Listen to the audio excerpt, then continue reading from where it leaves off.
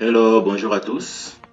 Suite à notre précédente vidéo, on avait dit qu'on devait faire une esquisse sur l'usage du logiciel Google Earth. Il faut savoir que c'est un logiciel totalement gratuit d'usage, développé par Google. Et voici comment faire en fait pour pouvoir le télécharger, comme vous voyez. Google Earth, Download. Ça nous amène donc sur cette page. Et voilà, on peut voir télécharger la dernière version. Ça nous amène sur cette page.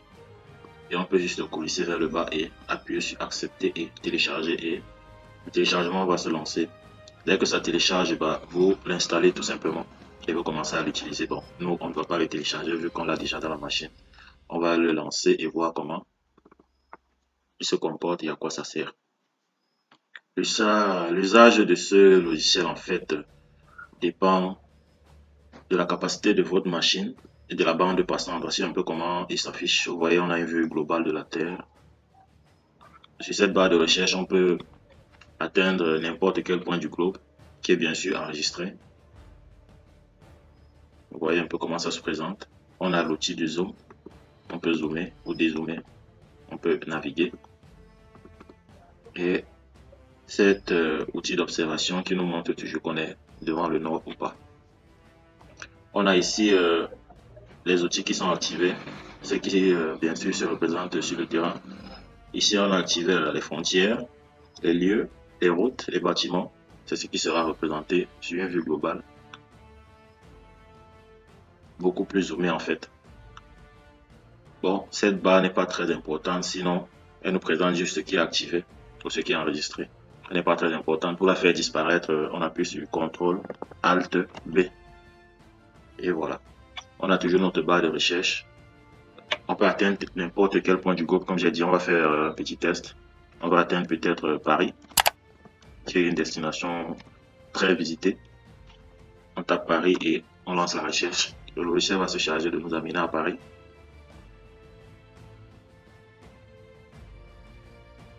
Et nous voilà à Paris. On peut bien sûr zoomer pour voir comment est-ce que ça se présente, voir plus clairement les routes, les bâtiments. Cela s'affiche doucement, doucement. C'est-à-dire c'est en fonction de votre bande passante que le logiciel est assez rapide ou pas. Vous voyez un peu, on a une altitude de 30 km. Vous voyez que c'est très haut. On n'arrive pas à distinguer les bâtiments et les routes très bien. Mais dès là, on peut très bien voir, il y a ici Bois de Boulogne, Paris, Arc de Triomphe. On peut décider de zoomer. On va zoomer. Ça va s'afficher doucement, doucement. On a une altitude de 202 km autant pour moi, 2,46. Ici, on peut très bien voir, ça indique notre position, nos coordonnées, en fonction du déplacement du curseur.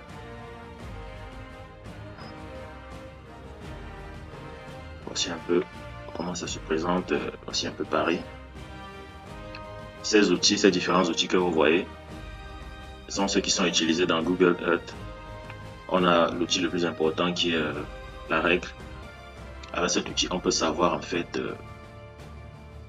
on peut connaître les distances, calculer des superficies. C'est un peu cela. Bon, on va partir, on va demander au logiciel de nous amener dans un autre lieu. Comme vous savez, je suis au Cameroun. On va demander de nous amener dans la région de l'Est du Cameroun, en l'occurrence au chef-lieu qui est Bertois. Toujours vérifier que l'orthographe est très bien écrit. Le logiciel va nous faire sortir de Paris et nous ramener au Cameroun, précisément dans la région de l'Est, à Bertois. Et voilà un peu comment ça se présente. Là, on va zoomer car on a une altitude de 12 km. On va zoomer. Et nous voilà. Vous voyez qu'on distingue très bien les routes, les carrés qui font des quartiers. Et là, on peut esquisser en fait, on peut voir ici à quoi sert l'outil règle. Vous voyez l'outil REC qui est l'outil le plus important ici qu'on utilise. Il permet de savoir les distances. Vous voyez comme là, c'est la ligne. Je veux savoir d'ici à ici, c'est combien de mètres. Vous voyez la longueur sur la carte, ça indique qu'on a 446 mètres. Et voilà. On peut très bien voir le trajet ou le trajet. Je veux savoir quittant de ce carrefour et venant contourner ici pour rejoindre cet autre petit carrefour, c'est combien de mètres? 525 mètres. Donc c'est un peu ça l'avantage de cet outil. On peut également calculer une superficie avec. Vous voyez, on prend peut-être ce carré, définition de ce carré, savoir combien de... savoir en fait la superficie. On arrive à ce carrefour, on tourne.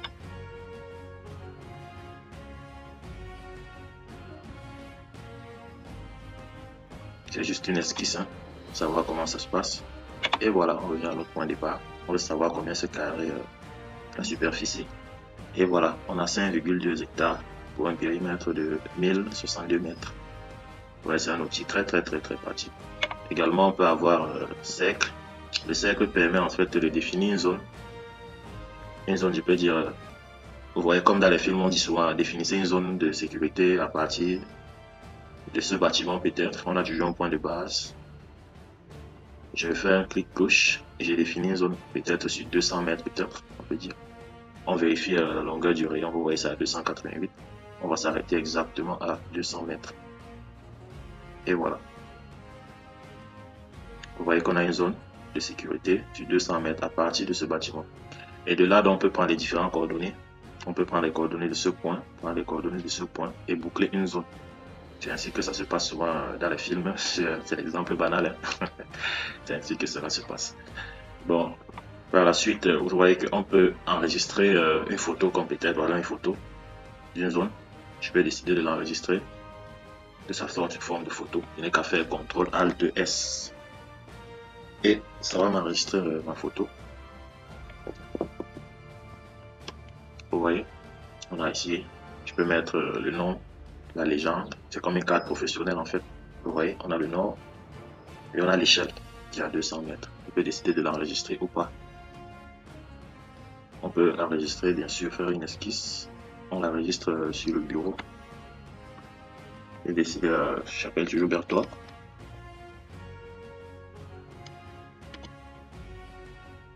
On l'enregistre.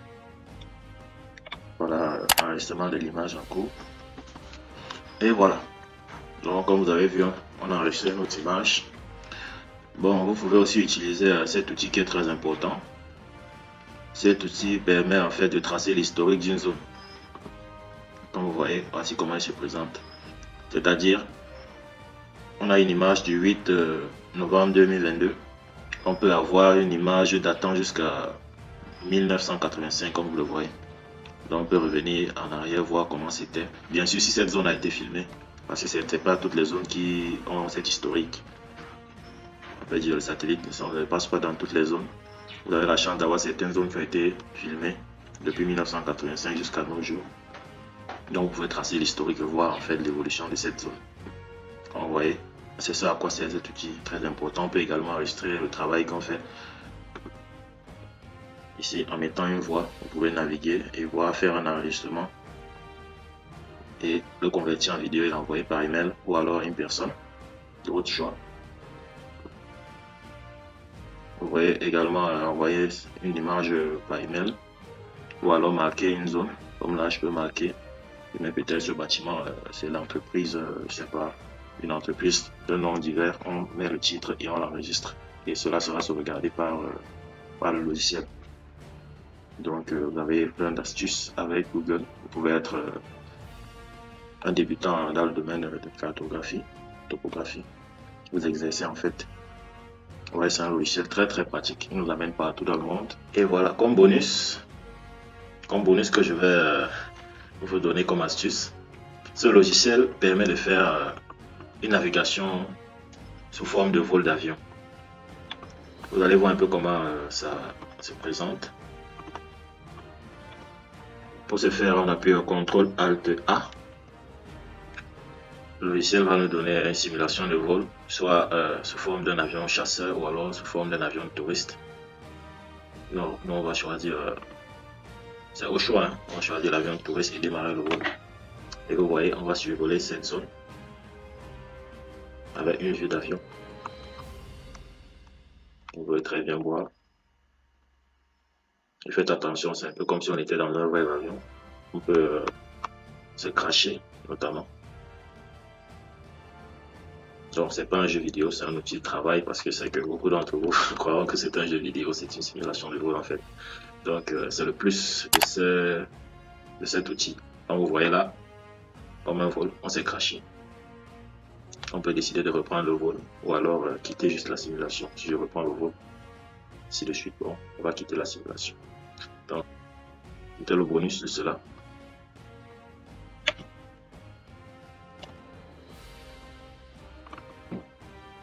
Eh bien. Donc, voilà un peu, en grosso modo, comment on utilise le logiciel Google Earth. Bon, c'est tout pour aujourd'hui. Dites-nous en commentaire si vous avez besoin d'autres astuces. Abonnez-vous et partagez pour soutenir la chaîne. Merci encore.